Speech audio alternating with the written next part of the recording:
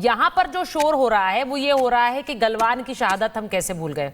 Major general इस पे कई बार बात रख चुके हैं, लेकिन मैं चाह रही हूँ कि आप इस एंगल से इस पर बात रखें कि इंटरनेशनल रिलेशंस में एक देश को कैसे आगे बढ़ना पड़ता है। चुनौतियां बहुत सारी होती हैं और भारत के आगे भी हैं। देखिए, अंतरराष्ट्रीय संबंधों को हम देखते हैं, उसमें फिर अलग अलग थ्योरीज और कंसेप्ट्स भी हैं। रियलिस्टिक पॉइंट ऑफ व्यू है जो इस दुनिया को एनार्किक मानता है, इसलिए शक्ति की परिभाषा जो है वो बिल्कुल टेरिटोरियल और मिलिट्री पावर तक रियलिज्म में सीमित रहती है। हम लिबरल थ्योरी के हिसाब से देखते हैं तो इंस्टीट्यूशनलाइज पीस की बात होती है, यानी नॉर्मेटिव फ्रेमवर्क और यूनाइटेड नेशंस जैसे संगठनों को कैसे मजबूत बनाया जाए इसकी बात करता है। फिर जैसे हम कंस्ट्रक्टिविज्म की तरफ जाते हैं तो नॉलेज शेयरिंग को या फिजिकल बाउंड्रीज हटा दी जाए और लोग अपने पीपल टू पीपल कनेक्ट्स मजबूत हो, नॉलेज शेयरिंग बढ़े, इस तरह की एक पॉजिटिव थ्योरी। ऐसे अलग अलग थ्योरीज हैं, कंसेप्ट्स हैं। लेकिन सुचरिता जी, किसी भी देश की, अब दोनों को अलाइन कीजिए, अंतरराष्ट्रीय राजनीति और किसी भी देश की विदेश नीति। किसी भी देश की विदेश नीति के दो जो होते हैं सैद्धांतिक तत्व होते हैं, एक तो उसके राष्ट्रीय हित, उसके क्या नेशनल इंटरेस्ट्स हैं और वो स्थायी रहते हैं, और दूसरा उसके शासक का स्वभाव कैसा है, क्योंकि उनको संचालित करने वाला शासक कैसा है। तो अमेरिकन फॉरेन पॉलिसी में आप देखिए कि भी पीछे बाइडेन थे, स्पेकुलेशंस तो ये थे कि वो डेमोक्रेट है, जब वो राष्ट्रपति बन के आए थे तो काफी हो हल्ला हुआ था कि आप शायद चीन के प्रति रुख वो अपना सॉफ्ट करेंगे और भारत के प्रति रुख अपना कड़ा करेंगे। लेकिन हुआ इसका बिल्कुल उल्टा, क्योंकि बाइडेन ने यूएस के नेशनल इंटरेस्ट्स को फोरफ्रंट पर रखते हुए काम किया। अब जब डोनाल्ड ट्रंप का दूसरा कार्यकाल आया तो वो जिस तरह से चीजों को बना रहे हैं, बिगाड़ रहे हैं, तो अंतरराष्ट्रीय राजनीति को और फॉरेन पॉलिसी को उन्होंने अपने कहीं ना कहीं ईगो से पीछे धकेल दिया है। और जब किसी भी देश की विदेश नीति को उसका शासक उसके राष्ट्रीय हितों को साइड में रख के चलाने लग जाता है तो हाल फिर पाकिस्तान जैसे हो जाते हैं, सुचरिता जी। और ये कॉम्प्लेक्स इंटरडिपेंडेंस की दुनिया है, जैसे कि मेजर जनरल बख्शी साहब भी बता रहे थे कि चीन के साथ हम अपने टेरिटोरियल डिस्प्यूट्स को नहीं भूल सकते। एक ट्रस्ट डेफिसिट है, सीमा अभी जो विवाद है उसका समाधान नहीं खोजा है। हालांकि आज जो हमारे प्रधानमंत्री और राष्ट्रपति शी ने इस बात को कहा है कि जो स्पेशल रिप्रेजेंटेटिव्स हैं वो इस पर काम कर रहे हैं, लेकिन अभी तक देखिए ट्रेड रिलेशंस न चीन ने खराब किए न भारत ने खराब किए। यही है कॉम्प्लेक्स इंटरडिपेंडेंस, यानी कहीं एक एरिया ऐसा हो सकता है जहां आपका डिस्प्यूट हो लेकिन दूसरे एरियाज को आप प्रभावित नहीं करते हैं, अपने डिप्लोमेटिक रिलेशंस बना के चलते हैं। और जो एक कूटनीति की दुनिया है इसमें आप अपनी भावनाओं से, अपने इमोशंस से चीजों को नहीं चलाते हैं, अपने राष्ट्र के हितों को सर्वोपरि रखते हुए आपको अपने बायलैटरल और मल्टीलैटरल रिलेशंस बना के रखने पड़ते हैं। मैं अभी फिर कह रही हूं कि यदि ट्रंप हट जाए, ट्रंप यू टर्न ले लें या आगे शासक चेंज हो, अमेरिका हो सकता है फिर हमारे साथ रिश्ते नॉर्मलाइज करने के लिए तो हमने अभी भी अमेरिका के साथ अपने रिश्ते खराब नहीं किए, हमने कोई डिप्लोमेटिक चैनल्स बंद नहीं कर दिए हैं। मैम, अमेरिका में भी एक धड़ा पूरा ऐसा है जो ट्रंप के टैरिफ्स को गलत मानता है। हमने देखा फेडरल कोर्ट ने भी कहा कि आप अपनी प्रेसिडेंशियल पावर्स का गलत इस्तेमाल कर रहे हैं। और एक धड़ा ऐसा है जो पूर्व वेनेसे हैं, जो निकी हेली हैं, ये वो हैं जो बार बार ट्रंप को ये बात कह रही हैं कि भारत के साथ रिश्ते खराब मत कीजिए, ये अमेरिका के लिए अच्छा नहीं है, अमेरिका के हित में नहीं है। तो जब एक देश के लिए फैसले लिए जाते हैं तो वो एक व्यक्ति की सोच आधारित नहीं हो सकते हैं। हम भले ही प्रधानमंत्री नरेंद्र मोदी आज चाहें कि वो शी जिनपिंग से बात ना करें, लेकिन वो देश के हित में फैसला लेंगे और इसीलिए उसके लिए अगर उन्हें जाकर शी जिनपिंग के साथ बात करनी है तो वो कर रहे हैं। मुझे लगता है ये सोचना और ये समझना बहुत जरूरी है। मेजर जनरल बख्शी, क्या ये जरूरी नहीं है? हम बार बार ये बात कह रहे हैं गलवान को भूल कैसे गए? यहां पर शोर ये हो रहा है गलवान की शहादत भूल गए हैं प्रधानमंत्री मोदी। देखिए 1962 भी तो हुआ था, गलवान भी हुआ, लेकिन मैं फिर एक मूल मंत्र दोहराना चाहूंगा। इंटरनेशनल आईआर, इंटरनेशनल रिलेशंस में कोई परमानेंट दुश्मन, कोई परमानेंट दोस्त नहीं होता। परमानेंट होते हैं तो केवल राष्ट्रहित, वो सर्वोपरि होते हैं।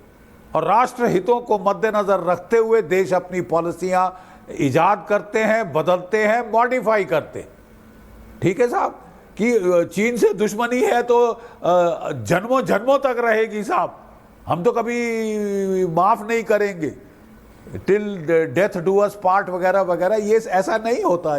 आईआर के अंदर, इंटरनेशनल रिलेशंस में राष्ट्र हितों को सर्वोपरि रखकर अपनी नीतियां समय अनुसार, जो सिचुएशन अनुसार बदली की जाती हैं, मॉडिफाई की जाती हैं।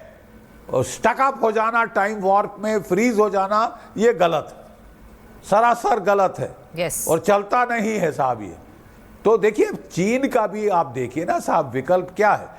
उसने कोई 86-87 बिलियन डॉलर का लोन दिया है पाकिस्तान को। Yes. 87 अरब डॉलर का लोन, ठीक है साहब। अरबों डॉलर लगाए हैं चाइना पाकिस्तान इकोनॉमिक कॉरिडोर में। 80% चाइना के हथियार पाकिस्तान के चाइना के हैं, चाइना के दिए हुए हैं, ठीक है साहब। और जाके वो डोनाल्ड ट्रंप की गोद में बैठ गया है, ठेंगा दिखा रहा है। ये एक ऐसा दोगला मुल्क है, ये किसी का सक्का नहीं, ठीक है। ऐसे पलट मारता है, बिल्कुल रिलायबल और ट्रस्टवर्दी फ्रेंड नहीं है। जो भी दोस्त बनता है उसका उल्लू खींचता है। डोनाल्ड ट्रंप खुद ही कह रहे थे 1.0 में अपने कार्यकाल में कि 30 अरब डॉलर हमसे खसोट लिए और ओसामा बिन लादेन को पाल के रखा, ठीक है साहब। तो आज वो बड़ा लव फेस्ट कर रहे हैं आसिम मुनीर के साथ। बड़ा तगड़ा एलआई चुना है उन्होंने कोल्ड वॉर 2.0 को जीतने के लिए। अरे साहब ये उनको मुबारक हो। और चीन भी समझ रहा है, तभी तो चीन आपके साथ गर्मजोशी दिखा रहा है। पाकिस्तान के प्रधानमंत्री भी वहां गए हैं। हाँ। आपने देखा है इतना level of coverage, media coverage. आप ये कुछ फर्क दिख रहा है कि नहीं दिख रहा? ये बहुत सारे लोग पूछ रहे हैं अकलमंदी कि भाई चाणक्य शहबाज शरीफ नीति कौन किसमें गया है? है? अभी पैनल में सुबह डिस्कशन ये हो रहा था सर कि पाकिस्तान से भी कोई गया है क्या? मतलब लोगों को इस बात का भी इल्म नहीं है कि शहबाज शरीफ एससीओ बैठक के लिए गए हुए हैं। लेकिन सीधी बात यह है, the world is talking about India. बिल्कुल, पूरी दुनिया की नजर भारत पर है। और आपको ऐसा लग रहा है प्रोफेसर जोशी कि भारत एक टैरिफ्स की इस मार में या टैरिफ्स के इस दबाव में भारत एक इंस्पिरेशनल कंट्री के रूप में भी आगे बढ़ी है। भारत से लोग इंस्पायर होकर आगे बढ़ना चाह रहे हैं कि भारत अगर अमेरिका के सामने खड़ा हो पा रहा है और खुलकर कह रहा है हमें ये नाइंसाफी है, ये अनजस्ट है और हम कोई ट्रेड डील नहीं करेंगे इस दबाव में, तो ये इंस्पायरिंग है। एक श्रीलंका के लिए भी जहां से बयान आए और एक जापान के लिए भी जहां से प्रधानमंत्री होकर आए। निश्चित तौर पर भारत बहुत सक्षम होकर सुदृढ़ता के साथ खड़ा है। भारत क्या संदेश दे रहा है? जापान की धरती से हमारे माननीय प्रधानमंत्री ने क्या कहा? Make in India for the world. पूरे देश में बनाइए हमारे आकर के। हमें इन्वेस्टमेंट की आवश्यकता है। हमारे पास बहुत बड़ी मैन्युफैक्चरिंग कैपेबिलिटीज हैं। हमारे पास, हम यंगेस्ट पॉपुलेशन वाला देश है, बहुत स्किल्ड वर्कफोर्स है हमारे पास। आप आइए, बनाइए, लेकिन पूरी दुनिया के लिए बनाइए। आत्मनिर्भर भारत की हम बात कर रहे हैं, अमेरिका के सामने बिल्कुल नहीं झुके। और कुछ अभी हम जो छोटी मोटी राजनीतिक स्थितियां या जिस तरह की बहसें देख रहे हैं, सुचरिता जी, ये हमें देखना चाहिए कि लॉन्ग रन में आज जो कुछ भी हो रहा है उसका फायदा हमको होगा। हम आत्मनिर्भरता के रास्ते पर बहुत तेजी से आगे बढ़ रहे हैं। उसका प्रमाण ये है कि अभी जो पहली तिमाही की हमारी ग्रोथ आई है, वो हमारा ग्रोथ रेट 7.8 का एक रिकॉर्ड ग्रोथ रेट दर्ज हुआ है इन तमाम परिस्थितियों में, तब जबकि हमने ट्रंप के आगे घुटने नहीं टेके। और दूसरी ओर आप ट्रंप की हालत देखिए, कोर्ट से फटकार पड़ रही है। उनके अपने पूर्व एनएसए हुए या उनके यहाँ के अर्थशास्त्री हुए, रॉबर्ट वुल्फ वही बात कह रहे हैं जो मेजर जनरल बख्शी साहब कह रहे हैं कि ट्रंप ने ये सब कुछ करके ब्रिक्स को बहुत मजबूत बना दिया है, एससीओ जैसे संगठनों को बहुत मजबूत बना दिया है।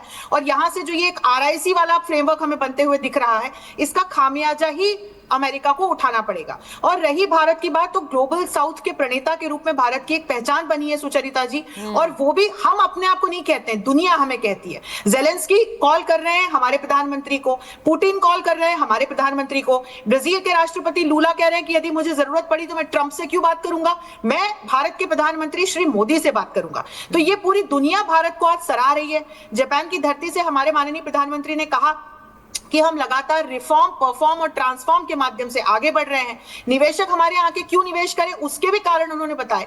और न सिर्फ जापान बल्कि चीन, एससीओ के सभी सदस्य देश और ग्लोबल साउथ की इमर्जिंग इकोनॉमीज को उन्होंने एक संदेश दिया कि मिलकर के सहयोग करें, मानवता के कल्याण के लिए काम करें। तो यहां से फिर क्या होगा कि जो एशियन सदी है या जो ग्लोबल साउथ का टाइम है वो आएगा। तो ये इसके प्रणेता के रूप में भारत लगातार काम कर रहा है और इसीलिए भारत को अब लगातार समर्थन भी मिल रहा है। और न सिर्फ अपने ग्लोबल साउथ के देशों का, आप यूरोपियन शक्तिशाली देशों का भी देखिए, भारत को आज की तारीख में समर्थन है, सहयोग प्राप्त है। ये जो आप सहयोग की बात कर रही हैं मैम, अब एससीओ में